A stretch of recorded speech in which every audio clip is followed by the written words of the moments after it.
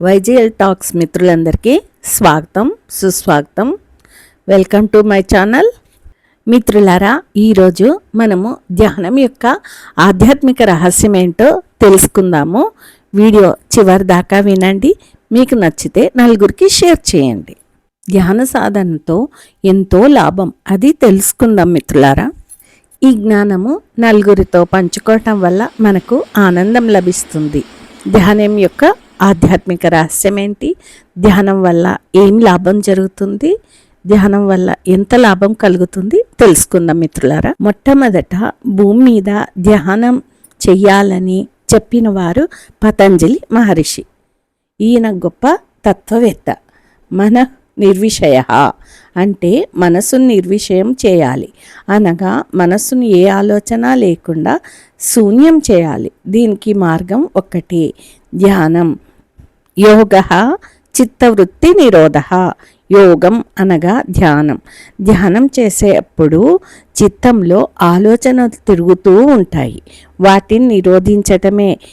ధ్యానం అనేది కేవలం కళ్ళు మూసుకొని కూర్చోవటమే కాదు, అది మన అంతరంగంలోని దైవ చైతన్యాన్ని అనుభవించే మార్గం. మనసు బాహ్య ప్రపంచం నుంచి లోపలికి తిరిగే క్షణమే ధ్యానం ప్రారంభం.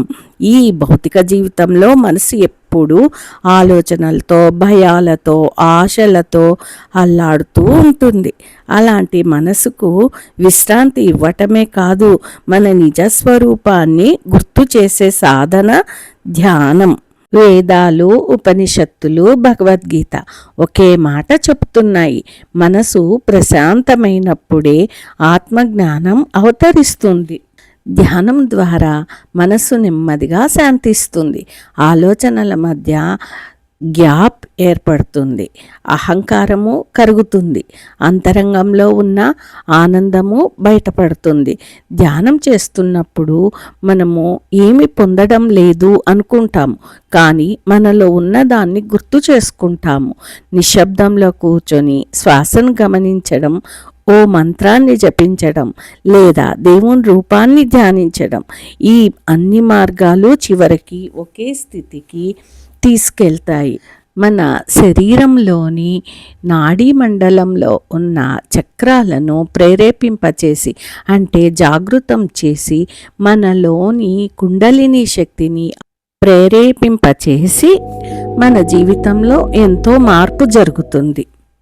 మనకు కుండలిని జాగృతం ద్వారా హృదయ కమలం విచ్చుకుంటుంది. ఆత్మజ్ఞానాన్ని పెంపొందింపచేస్తుంది ఈ ధ్యానం. మనకు ఎంతో లాభము చేకూరుతుంది. ఆ లాభాలేంటో తెలుసుకుందామా? కోపం తగ్గిపోతుంది, భయం తగ్గిపోతుంది, సహనం పెరుగుతుంది, జీవితంపై స్పష్టత వస్తుంది, మనలో క్రియేటివిటీ పెరుగుతుంది.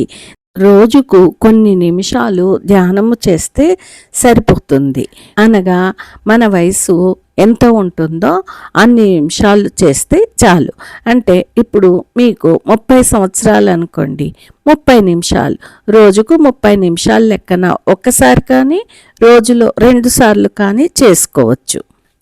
అలా చేసుకోవటం వల్ల మనలోని చక్రాలు శుద్ధి చెంది, ప్రేరేపించబడి, ఉద్దీపన చెంది, ఇంకా మనలో చక్ర జాగృతి వల్ల ఎంతో ఎనర్జీ అంటే శక్తి కూడా లభిస్తుంది. ఈ శక్తి వల్ల మనకు శరీరానికి అలసట అన్నదే రాదు. ఎంతో పని హ్యాపీగా చేసుకోవచ్చు, ఎంతో మనం జ్ఞానాన్ని పొందొచ్చు. అది మన జీవితంలో ఎంతో మార్పు తెస్తుంది. మనము మన జీవితంలో ఈ భూమి మీద ఎప్పుడు ఏదో ఒకటి వెతుకుతూనే ఉంటాం, సంతోషము, శాంతి, భద్రత, ప్రేమ. కానీ ఈ విషయాలన్నీ కూడా మనలోనే ఉన్నాయని మనకు గుర్తు చేసే మార్గమే ఈ ధ్యానం. మన మనస్సు సముద్రంలా ఉంటుంది. పైభాగంలో అలజడి, అలలు, గందరగోళం. కానీ లోతుకు వెళ్తే అక్కడ అచంచలమైన నిశ్శబ్దము, ఆత్మ చైతన్యము, దైవస్పర్శ ఉంటుందని ఈ ధ్యానం ద్వారా తెలుస్తుంది.